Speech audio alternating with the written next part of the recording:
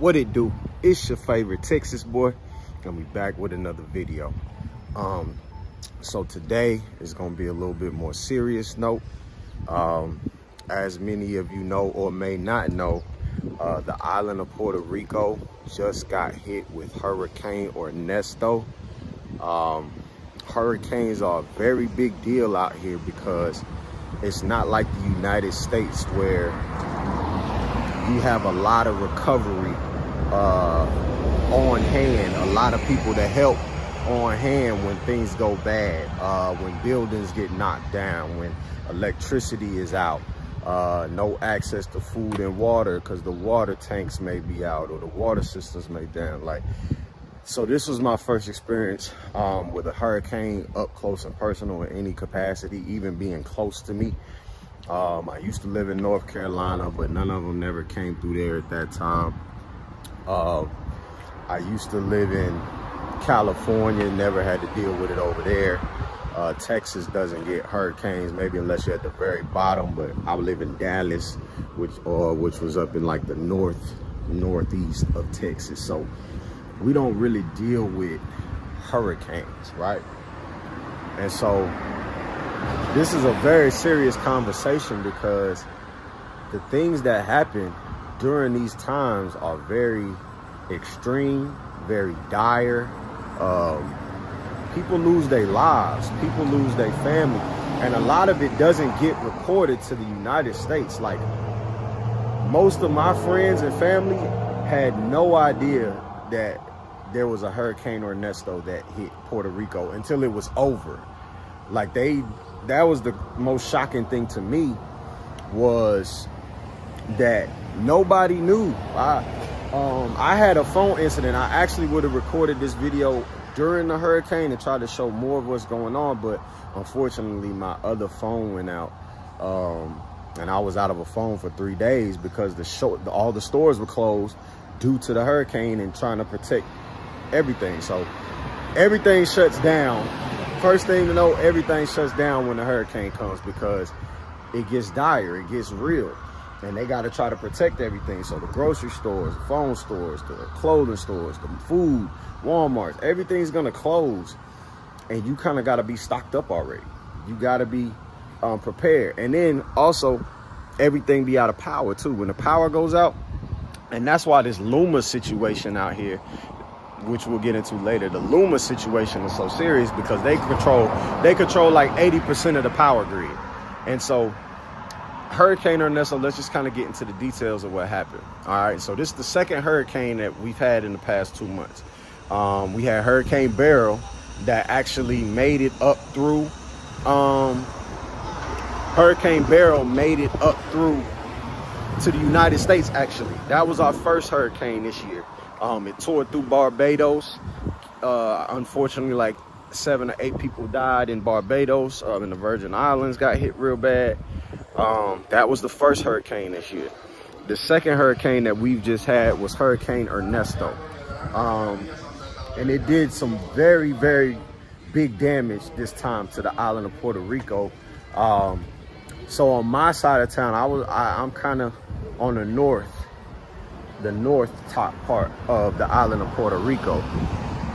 This one, we got a lot of rain, a whole lot of rain. Everything was shut down but the place of the island that actually got hit the hardest was the east side of the island. Fajardo, over in those areas, Sierra, Culebra area, going out that way, they got hit pretty bad. The thing about it is, when these hurricanes hit, again, places are shut down for long times. As far as I know, some of the island is still out of power, and we're into like day 4 or 5 of this passing. Buenos dias. Yes. And so, tranquilo. So yeah, 600,000 to 700,000 people were out of power when the hurricane came through. It started as a tropical storm.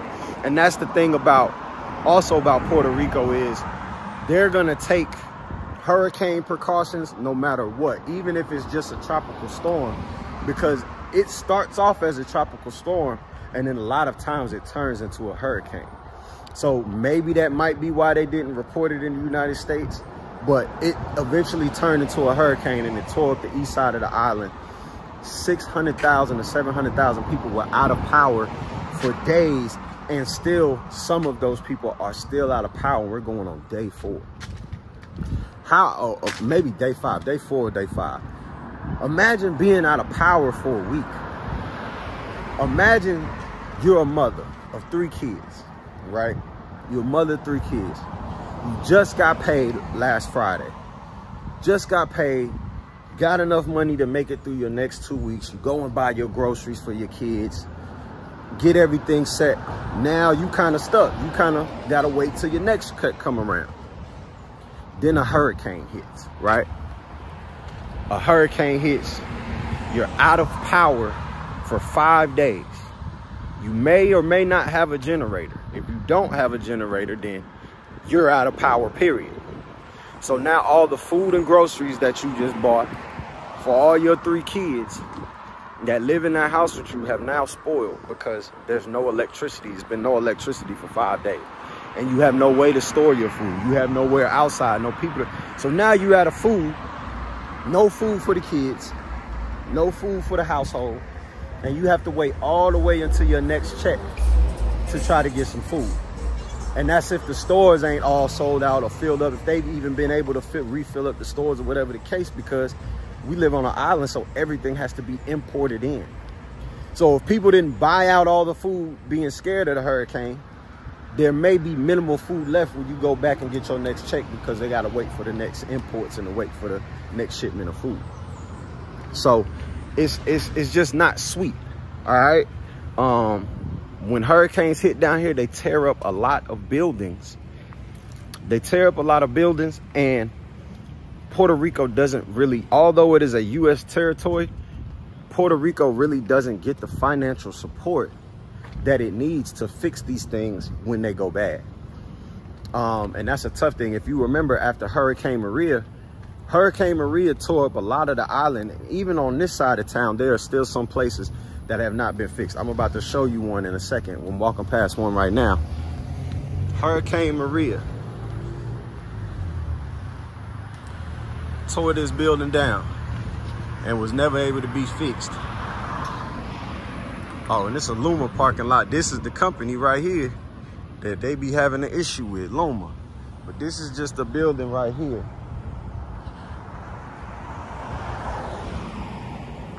As you can see, it's just completely done for. And it's right on the main strip. One of the main streets. Some of these buildings have not been able to be restored. Right? And so it just really becomes a serious thing, in particular when hurricanes make it to Puerto Rico. All right? It's just, the thing that got to me the most was seeing how afraid people were, right? People were literally afraid of what's about to happen. I had people telling me, like, Phil, we're praying to God that we don't get hit too crazy on this side. But they was like, Phil, this side isn't ready for another hurricane. Another major hurricane like Hurricane Maria coming through here and coming through this part of town. Like, I can only imagine what the east side of the island is going through right now. But they're saying we're not ready. They're saying enough hasn't been fixed back in place for if another hurricane comes through, it's going to be trouble. So,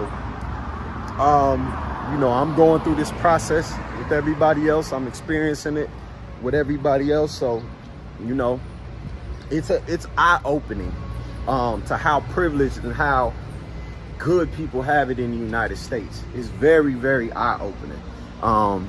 And, you know, some people just don't understand that they are blessed to not have to deal with these types of issues.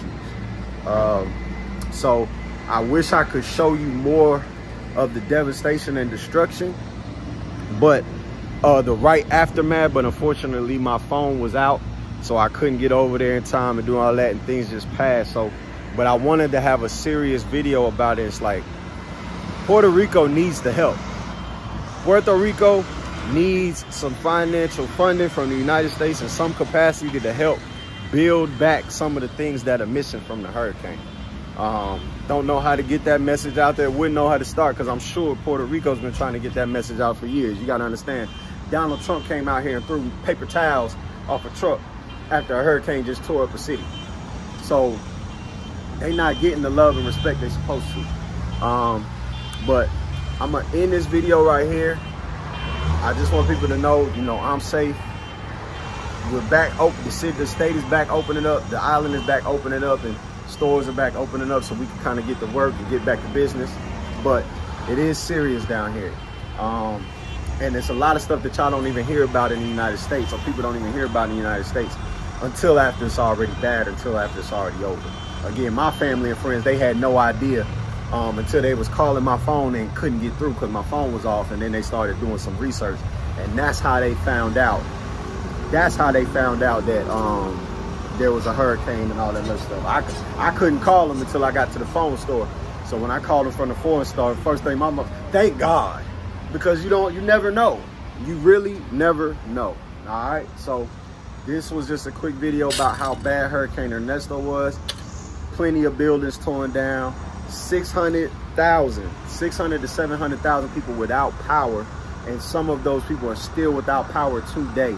Hurricane Ernesto was at the beginning of this week. So all right, guys, we'll see y'all next video. Just wanted to give y'all a little game on what's going on. Peace.